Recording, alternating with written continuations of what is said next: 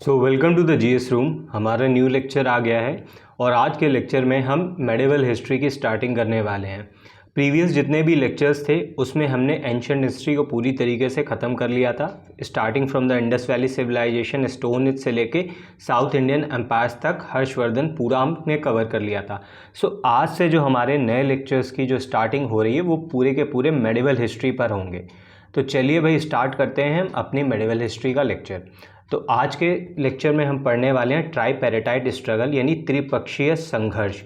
ये संघर्ष हुआ था मेडिवल हिस्ट्री की स्टार्टिंग में। जस्ट आपने लास्ट लेक्चर्स में जाते जाते पढ़ा था कि जो नॉर्थ इंडिया वाला पोर्शन था उसमें कौन रूल कर रहा था? हर्षवर्धन। ठीक है, यहाँ वाला जो पोर्शन था नॉर्थ इंडिया पे, कन्नौज पे हर्षवर्धन रूल कर रहा था। उसके बाद जो महाराष्ट्र वाला साउथ इंडिया का पोर्शन था उसमें आपने कई अलग अलग रीजनल पावर्स को आते देखा, जिसमें से चालुक्यन मेजर पावर थी। और उसके बाद आपने बंगाल में कई सारे शासकों को देखा, गौड़ वंश के शासकों को देखा। तो अब मेडिवल हिस्ट्री में क्या होगा, ये जो कन्नौज को लेकर स्ट्रगल है वो बढ़ता जाएगा। आपने देखा था किस तरीके से जो मेजर शिफ्ट पावर थी एंशिएंट इंडिया में पाटलिपुत्र से होते होते कन्नौज पहुंच जाती है। अब यहाँ पे एक स्ट्रगल होगा, 3 डायनेस्टीज़ होंगी जो मेजर। आपकी वेस्टर्न साइड पे गुर्जर प्रतिहार होगी, उसके बाद ईस्टर्न साइड पे पाल डायनेस्टी होगी और आपकी सदर्न इंडिया में राष्ट्रकूट डायनेस्टी होगी। इन तीनों डायनेस्टी के बीच में कन्नौज को लेके स्ट्रगल रहेगा, क्योंकि कन्नौज उस टाइम पे मेजर सेंटर ऑफ पावर रहा था। उसके बाद ये जो स्ट्रगल है लगभग 150 साल के आसपास आपका चलता रहेगा। क्या होगा, बेसिकली गुर्जर प्रतिहार क्या करेंगे, कन्नौज पे रूल इस्टेब्लिश करने की कोशिश करेंगे। जो पाल वंश है वो भी इधर से आएंगे, बीच बीच में राष्ट्रकूट क्या आएगा, साउथ इंडिया से इधर आता रहेगा, इनको डिफीट करेगा, फिर वापस चला जाएगा, लेकिन कंसोलिडेट नहीं करेगा। फिर पाल कभी कुछ समय तक ये रूल करेंगे, फिर कुछ टाइम पर जब गुर्जर प्रतिहार पावरफुल होंगे इस तरीके से ये रूल करेंगे, और बीच में मौका पाके राष्ट्रकूट आएंगे, फिर अटैक करेंगे, फिर वापस चले जाएंगे। तो ये सिलसिला लगभग 150 से 200 साल चलता रहेगा। और फाइनली धीरे धीरे क्या होगा, आपका गुर्जर प्रतिहार का एंड हो जाएगा, फिर पाल वंश का एंड हो जाएगा और राष्ट्रकूट का एंड हो जाएगा। और फिर आप देखेंगे किस तरीके से अरब आक्रमण भारत में होगा और दिल्ली सल्तनत उसके बाद स्टार्ट हो जाएगा। तो मेजरली आज हमें ट्राइपेरेटाइड स्ट्रगल यानी त्रिपक्षीय संघर्ष के बारे में पढ़ना है। तो हमें कौन कौन सी 3 डायनेस्टी देखनी है। एक पाल वंश को देखना है हमको, पाल डायनेस्टी, जिसको गोपाल ने फॉर्म किया था। ठीक है, इसका फाउंडर गोपाल था 750 AD के आसपास। देन हम गुर्जर प्रतिहार देखेंगे। ठीक है, गुर्जर प्रतिहार देखेंगे वेस्टर्न साइड पे, और राष्ट्रकूट देखेंगे। जो राष्ट्रकूट का फाउंडर था वो कौन था? दंती दुर्ग रहेगा। कौन रहेगा? दंती दुर्ग, आपका दंती दुर्ग रहेगा। तो ये तीनों के बीच में एक स्ट्रगल स्टार्ट होगा पावर को लेकर, और ये 150 से 200 साल चलेगा। फाइनली ये तीनों पावर धीरे धीरे डिक्लाइन हो जाती हैं। तो अब भाई हम चलो अपनी MCQ की सीरीज़ स्टार्ट करते हैं। उन्हीं सीरीज़ से हम चीज़ों को समझते हुए चलेंगे, लेकिन उससे पहले मैं बता देता हूँ कि भाई सबसे पहले ट्राइपेरेटाइड स्ट्रगल स्टार्ट किसके टाइम पे हुआ था। देखो 3 रूलर थे आपके मेजर। इधर आपका वत्सराज रहेगा। ठीक है, जो आपका वत्सराज रहेगा ये गुर्जर प्रतिहार का। ठीक है, साउथ में आपका रहेगा ध्रुव, और ईस्टर्न इंडिया में आपका रहेगा धर्मपाल। ठीक है, तो जो ट्राइपेरेटाइड की स्टार्टिंग होती है, त्रिपक्षीय संघर्ष की स्टार्टिंग होती है, इन तीनों राजाओं के बीच में होगी। इसमें वत्सराज क्या करेगा, सबसे पहले कन्नौज पे अटैक करेगा। कन्नौज पे अटैक करेगा, इधर धर्मपाल भी आएगा, धर्मपाल को हरा देगा। और जब ये देखेगा ध्रुव, तो ध्रुव आएगा, ध्रुव क्या करेगा, वत्सराज को हरा देगा, और उसके बाद ये जो वापस चला जाएगा। तो इस तरीके से आपका इन तीन रूलरों के समय पे ट्राइपेरेटाइड त्रिपक्षीय संघर्ष की स्टार्टिंग होती है। चलो भाई अपना क्वेश्चन से हम पढ़ते हैं, फिर हम इन सारी चीज़ों को समझते चलेंगे। So who was the last ruler of Rashtrakuta involved in tripartite struggle. तो पहला रूलर तो हमने भाई देख लिया, पहला रूलर तो ध्रुव था। तो लास्ट राष्ट्रकूट के समय कौन सा रूलर था? ध्रुव था हमारा, कृष्ण थर्ड था, गोविंद था, या अमोघवर्ष था? देखो जो हमारा कृष्ण थर्ड रहेगा 934 से लेके 967 AD तक, ये हमारा सबसे लास्ट पावरफुल रूलर भी रहेगा ट्राइपेरेटाइड स्ट्रगल के समय। और इसी के समय क्या होगा, ट्राइपेरेटाइड एकदम ख़त्म हो जाएगा। उसके बाद राष्ट्रकूट को कौन ओवरटेक कर लेगा? चोल एम्पायर। ठीक है, क्योंकि साउथ इंडिया में क्या रहा है, राष्ट्रकूट अपने आप को बहुत ज़्यादा कंसोलिडेट नहीं कर पाए कन्नौज पर अटैक करने के बाद, क्योंकि उनको पीछे बहुत ज़्यादा विरोध यानी रेबल फेस करना पड़ा है। साउथ इंडिया में छोटे छोटे एम्पायर थे, चोल से फेस करना पड़ा, पल्लव से फेस करना पड़ा।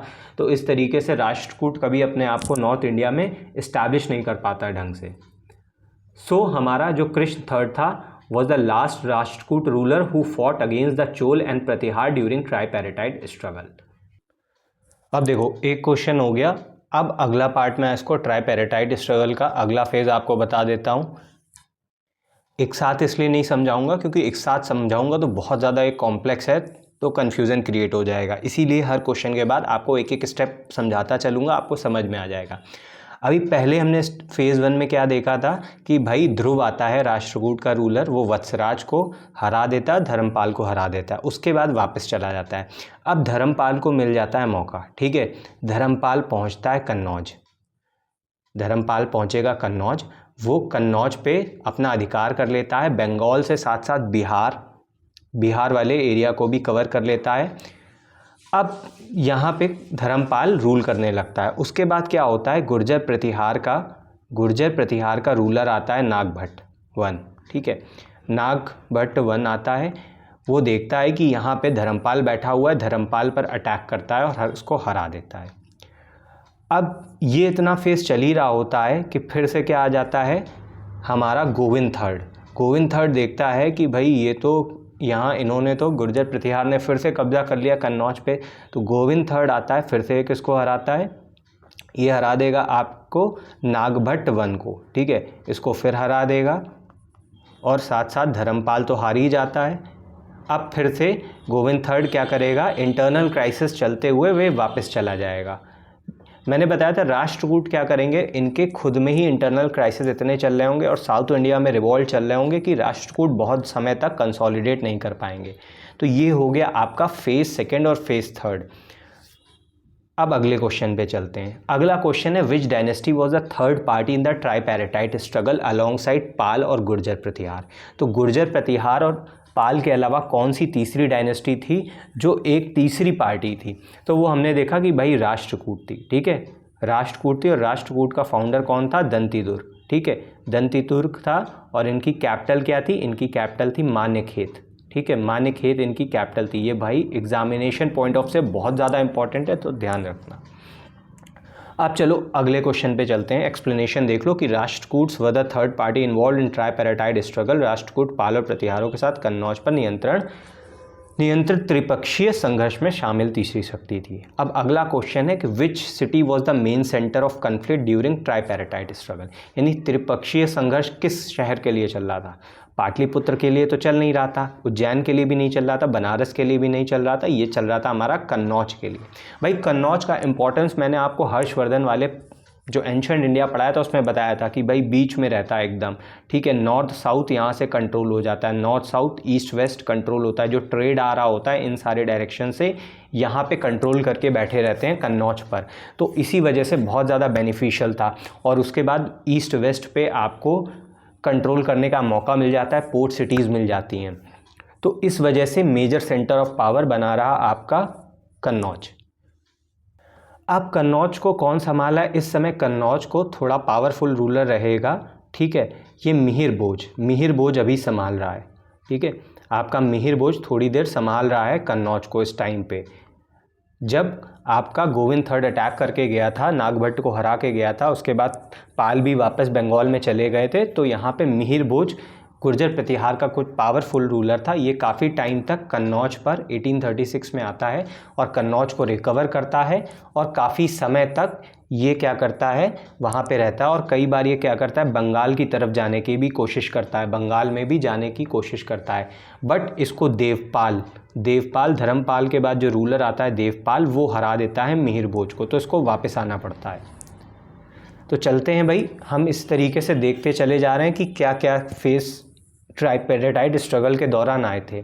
अब चलो अगला क्वेश्चन देखते हैं, who founded the Pala dynasty which was involve in tripartite struggle. तो ट्राइपेरेटाइट स्ट्रगल के दौरान मैंने आपको बताया कि गोपाल जो था वो फाउंडर था पाल डायनेस्टी का, ठीक है। और उसके बाद जो अगला जो रूलर रहता है वो आपका धर्मपाल रहता है, और उसके बाद आता है देवपाल। कौन आता है? देवपाल आपका आता है। So Gopala was the founder of the Pala dynasty which played a significant role in tripartite struggle. तो अब हम अगले क्वेश्चन पे चलते हैं। Who amongst the following was a prominent ruler of Gurjara Pratihara during tripartite struggle. तो अब इस युद्ध के दौरान सबसे इम्पॉर्टेंट रूलर कौन रहता है आपका गुर्जर प्रतिहार का? नागभट्ट फर्स्ट रहता है, मिहिर भोज रहता है, वत्सराज रहता है, या रामभद्र। वत्सराज के समय पे तो स्टार्ट हुआ था। मैंने आपको मिहिर भोज के बारे में अभी बताया था थोड़ी देर पहले कि भाई 836 के आसपास कन्नौज को ये रिकवर कर लेता है और काफ़ी टाइम तक ये होल्ड करके कन्नौज को रखता है। और साथ साथ ये क्या करेगा भाई, बंगाल पर भी कोशिश करेगा लेकिन अटैक नहीं कर पाएगा, क्योंकि वहाँ पे देवपाल इसको हरा देता है फाइनली सेंट्रल इंडिया डेक्कन वाले पोर्शन पे, और गुजरात पे ये रहता है। अब इसके बाद जब ये रहता है उसके बाद फिर से भाई क्या हो गया, राष्ट्रकूट का फिर से रिवाइवल होने लगा है, धीरे धीरे राष्ट्रकूट आएंगे। और आपको कुछ बातें और मिहिर भोज के बारे में बता देता हूँ भाई। ये विष्णु भगवान का, ठीक है, ये विष्णु भगवान का आपका भक्त था, और इसने आदिवराह, ठीक है, आदिवराह ये बहुत इंपॉर्टेंट है, आदिवराह टाइटल अपनाया था विष्णु भगवान का भक्त होने की वजह से, ठीक है। तो फाइनली जो मिहिर भोज है इसकी डेथ हो जाती है 885 में, 885 के आसपास इसकी डेथ हो जाती है। और अगले क्वेश्चन पे चलते हैं कि which Rashtrakuta ruler successfully defeated Gurjara Pratihara during the tripartite struggle. तो अब कौन सा राष्ट्रकूट रूलर रहता है जिसने गुर्जर प्रतिहार को डिफीट किया था? ठीक है, अमोघवर्ष 1 गोविंद थर्ड आपका, दंतिदुर्ग रहता है, या कृष्ण सेकंड। सॉरी आंसर तो यहाँ दे रखा है। तो गोविंद थर्ड को मैंने आपको बताया था, गोविंद थर्ड क्या करता है, आता है नागभट्ट को हराता है, और फाइनली नागभट्ट को हराने के बाद फिर वापस चला जाता है। और उसके बाद जो हमारा राजा आता है अमोघवर्ष, बहुत इंपॉर्टेंट राजा होता है अमोघवर्ष, ठीक है, 68 ईयर्स तक अमोघवर्ष रूल करता है, ठीक है, 68 ईयर्स तक रूल करता है। और नागभट्ट का जो आपका गोविंद थर्ड का जो टाइम पीरियड होता है वो 793 से 814 तक होता है, और 814 AD पे आपका मोस्ट इंपॉर्टेंट रूलर आ जाता है, वो अमोघवर्ष आ जाता है राष्ट्रकूट का। So Govinda third of the Rashtrakuta defeated both the Pratihara and Palas during tripartite struggle. तो ये मैं आपको डायग्रामेटिक वे में आपको बता चुका हूँ किस तरीके से ये हराता है, ठीक है। अभी क्या हो रहा है कि इस टाइम पे जो आपका राष्ट्रकूट है, ठीक है, जो आपके राष्ट्रकूट है इंटरनल क्राइसिस से जूझ रहे हैं, इसीलिए अटैक नहीं कर पा रहे हैं कहाँ पे, कन्नौज पे, ठीक है। और कन्नौज पे इस टाइम पे थोड़ी देर के लिए देवपाल होल्ड करके बैठा है कन्नौज को, ठीक है। मिहिर भोज के बाद आपका देवपाल, पाल वंश का, वो होल्ड करके बैठा है आपके कन्नौज को। और राष्ट्रकूट जो वंश है वो अभी इंटरनल क्राइसिस से अमोघवर्ष के टाइम पे डील कर रहा है, ठीक है। उसके बाद जब अमोघवर्ष के बाद जो इसका ग्रैंडसन आता है इंद्र थर्ड, ये एक पावरफुल रूलर रहेगा, एक पावरफुल राजा रहेगा 915 से 927।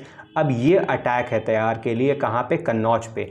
बहुत सारे टाइम से अटैक नहीं हो रहा था कन्नौज पे राष्ट्रकूटों द्वारा, तो अब भाई ये तैयार है आपका अटैक करने के लिए, ठीक है। तो अलग अपने नेक्स्ट क्वेश्चन पे चलते हैं। Which Pala ruler lost the city of Kannauj during tripartite struggle. तो इनमें से कौन सा जो रूलर था कन्नौज को खो दिया था जिसने, ठीक है, हमारा धर्मपाल था, देवपाल था, गोपाल था, या महिपाल प्रथम था।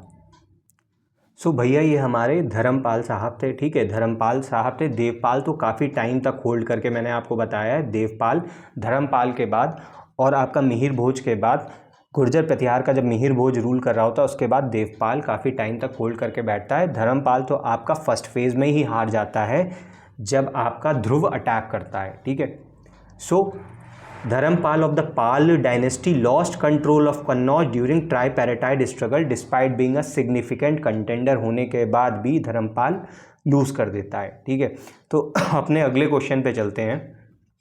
जो हमारा अगला क्वेश्चन है, ट्राइपैराटाइट स्ट्रगल भाई कितने समय तक चलता है? तो 100 वर्ष तक चलता है, 150 वर्ष तक चलता है, 200 वर्ष तक चलता है, या 250 वर्ष तक चलता है? तो जो ट्राइपैराटाइट स्ट्रगल है भाई वो हमारा 150 वर्ष तक चलता है, ठीक है, 150 वर्ष तक आपका चलेगा ट्राइपैराटाइट स्ट्रगल। तो अब क्या होगा, बीच में एक बार मैंने आपको बताया भाई इंद्र थर्ड क्या करेगा, जो इंद्र थर्ड है जो पावरफुल रूलर है वो जाके एक बार फिर से अटैक मारेगा, कहाँ पे, कन्नौज पर। ठीक है, एक बार फिर से कन्नौज पर अटैक मारेगा, लेकिन फिर से वही बात होगी, फिर से कंसोलिडेशन फेज़ नहीं हो पाएगा।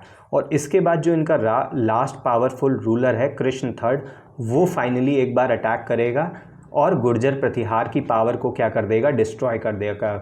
ठीक है, कृष्ण थर्ड फाइनली जाके आपकी गुर्जर प्रतिहार की पावर को डिस्ट्रॉय कर देता है। उसके बाद यहाँ पे जो राष्ट्रकूट हैं वो खुद चोल के द्वारा और कई सारी कंबाइंड फोर्सेस के द्वारा हार जाते हैं। तो इस तरीके से जो राष्ट्रकूट हैं पहले ख़त्म करते हैं गुर्जर प्रतिहार को, और फाइनली गुर्जर जो हमारे राष्ट्रकूट हैं उनको जो साउथ इंडिया की कंबाइंड फोर्सेस है, चोल आर्मी वगैरह, वो मिलके ख़त्म कर देती हैं। इस तरीके से साउथ इंडिया में चोल आ जाएंगे और इधर पर हमारे अलग अलग डायनेस्टियाँ आ जाएंगी जहाँ गुर्जर प्रतिहार जाएंगी। ठीक है, अब अगले क्वेश्चन पे चलते हैं कि भाई which Rashtrakuta ruler played a crucial role in the defeat of both the Palas and Pratihara. तो किस राष्ट्रकूट शासक ने पाल और प्रतिहारों को हराने में महत्वपूर्ण भूमिका निभाई थी। ठीक है, तो ये इंद्र थर्ड था, आपका कृष्ण फर्स्ट था, गोविंद थर्ड था, या अमोघवर्ष वन था। ठीक है, तो जो राष्ट्रकूट रूलर हराता है, हमने देखा था फोर्थ फेज में गोविंद थर्ड जाता है, नागभट्ट को हराता है, इधर आपका धर्मपाल को रिमूव कर देता है। ठीक है, सो गोविंद थर्ड बहुत मोस्ट इंपॉर्टेंट रूलर रहता है जो आपके दोनों पालों और प्रतिहारों को हराएगा। ये हमने फोर्थ फेज में देखा था। Govinda third was instrumental in defeating both Pala and Pratihara significantly. ध्यान रखना कि मेजर जो लड़ाई होगी वो आपकी गुर्जर प्रतिहार और पाल वंश के बीच में होगी। कुछ रूलर हैं जो कुछ समय तक, देवपाल 40 साल के लिए होल्ड कर रहा है, उसके बाद मिहिर भोज आपका कुछ टाइम तक होल्ड करता है। राष्ट्रकूट तो कन्नौज को होल्ड ही नहीं कर पाते हैं, एक बार अटैक करेंगे फिर वापस आएंगे, फिर अटैक करेंगे फिर वापस आ जाएंगे, तो इस तरीके से चलता रहेगा। लेकिन फाइनली वो एंड में कृष्ण थर्ड जाके गुर्जर प्रतिहार की पावर को डिस्ट्रॉय कर देता है। तो चलते हैं अपने अगले क्वेश्चन पे। अगला क्वेश्चन है which Pratihara ruler recovered Kannauj from the Pala after Dharmapala's defeat. तो धर्मपाल की हार के बाद किस प्रतिहार शासक ने पुनः कन्नौज को प्राप्त किया था। ठीक हो, वत्सराज तो पहले ही हार गया था, पहले ही फेज में वत्सराज था, आपने देखा था, ध्रुव हरा देता है। ठीक है, उसके बाद धर्मपाल को भी डिफीट करता है, लेकिन फिर बाद में क्या होता है, जब ध्रुव वापस चला जाता है धर्मपाल फिर से आ जाता है, कन्नौज पे रहता है। ठीक है, लेकिन उसके बाद फिर से नागभट्ट सेकंड क्या करता है, नागभट्ट जो सेकंड है किसी तरीके से मौका पाके धर्मपाल की डेथ के बाद कन्नौज पर अपना शासन जमा लेता है। ठीक है, उसके बाद फिर से आपका जो गोविंद थर्ड है वो आएगा और वो अटैक करेगा।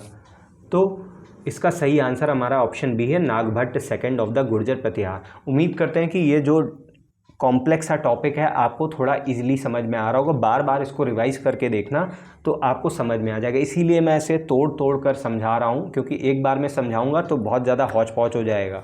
ठीक है, सो अगला क्वेश्चन है कि which Pratihara ruler is known for his long reign and military campaigns. तो इनमें से कौन सा प्रतिहार शासक है जो लंबे समय तक अपने रूल के लिए जाना जाता है, उसने बहुत मिलिट्री कैंपेन्स किए थे। मिहिर भोज था, नागभट्ट सेकंड था, वत्सराज था, या महेंद्रपाल था। तो भाई सही आंसर इसका हमारा मिहिर भोज था। मिहिर भोज रियल फाउंडर बोला जाता है गुर्जर प्रतिहार डायनेस्टी का।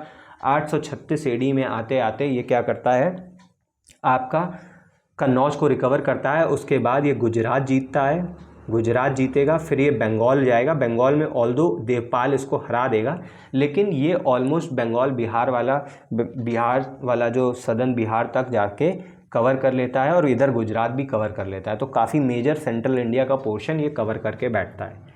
सो Mihir Bhoj is considered to one of the most powerful rulers of Pratihara dynasty for his military campaign and administrative reforms. काफ़ी एडमिनिस्ट्रेटिव रिफॉर्म्स मिहिर भोज ने अपने राज्य में करे थे।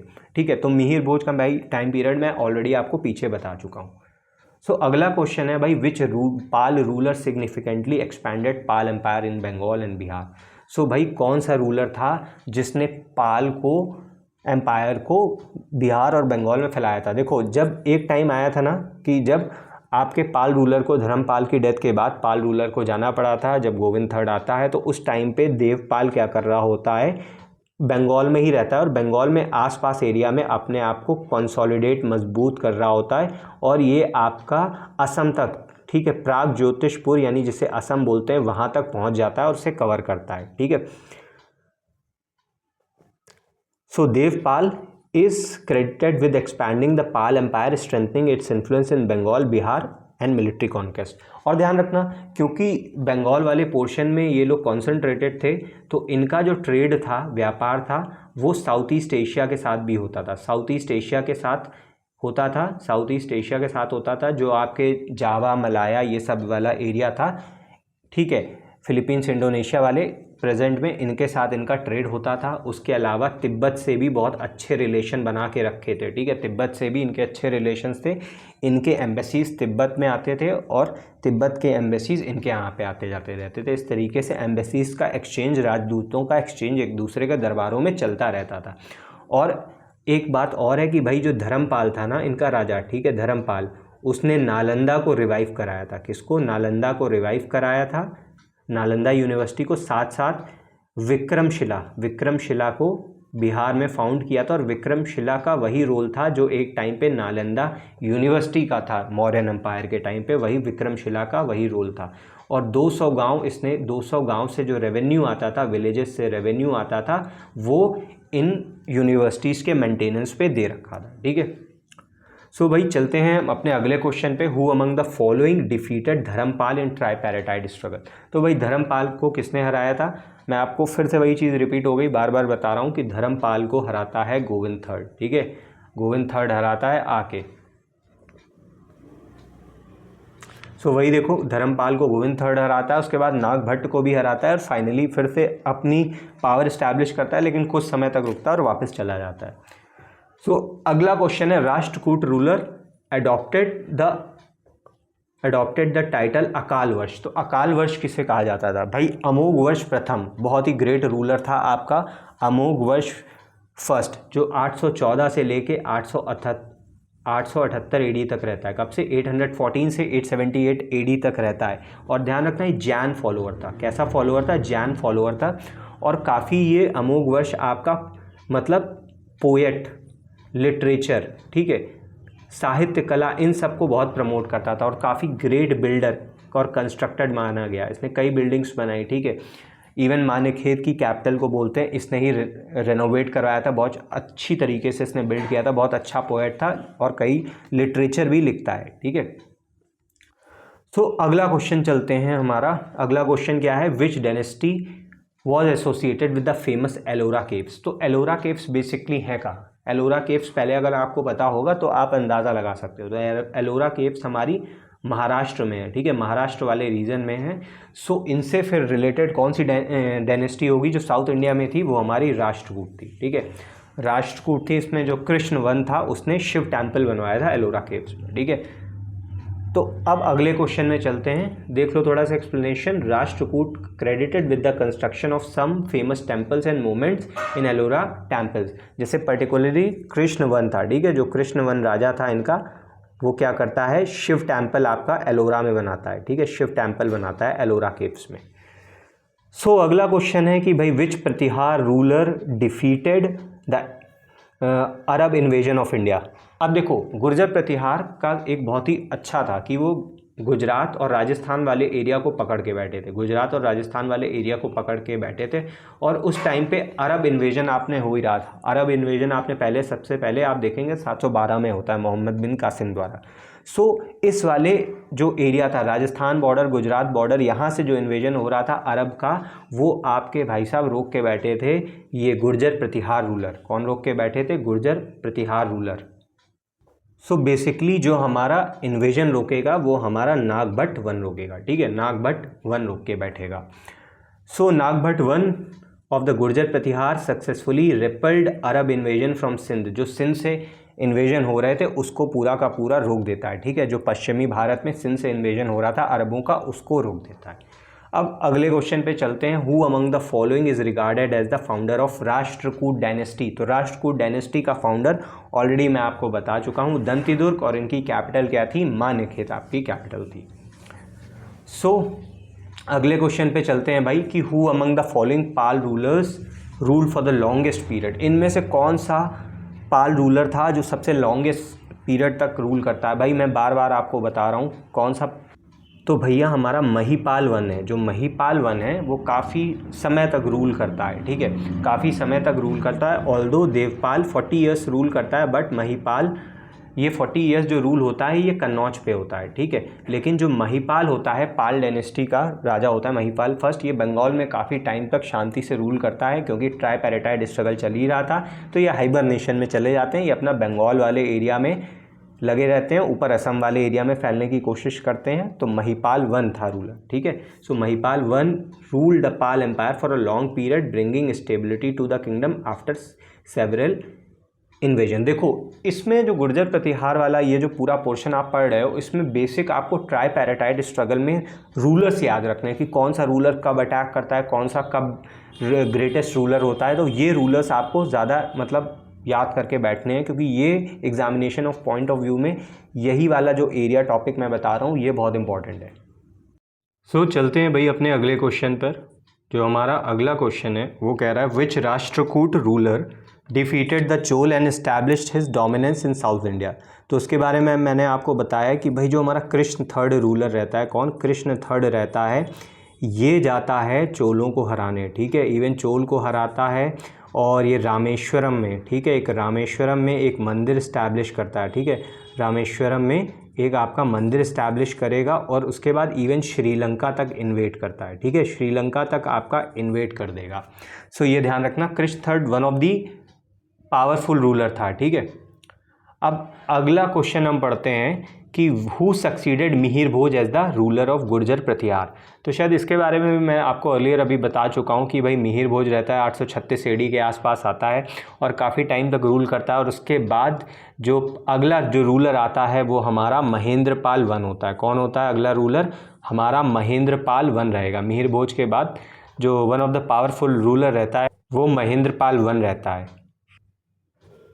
सो Mahendrapala one the son of Mihir Bhoj, ठीक है, सन रहता है मिहिर भोज का, वो सक्सीड करता है और काफ़ी टाइम तक रूल करता है।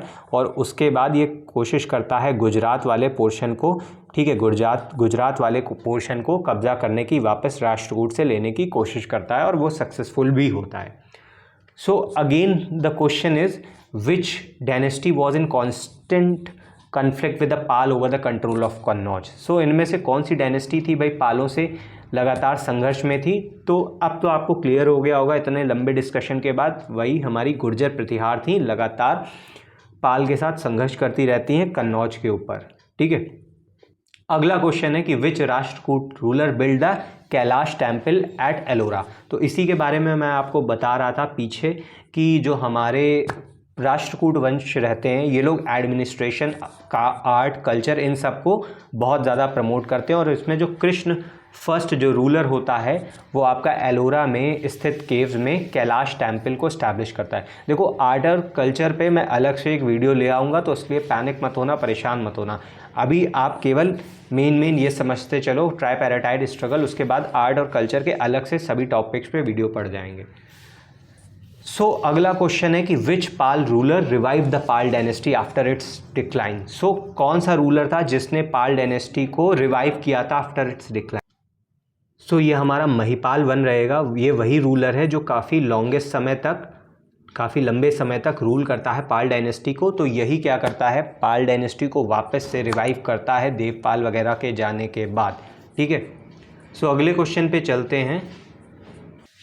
सो जो हमारा अगला क्वेश्चन है कि famous Somnath temple was repeatedly plundered by which dynasty. तो किस वंश ने बार बार प्रसिद्ध सोमनाथ मंदिर को लूटने से बचाया था? इट्स क्वेश्चन अनकम्प्लीटेड, लूटने से बचाया था।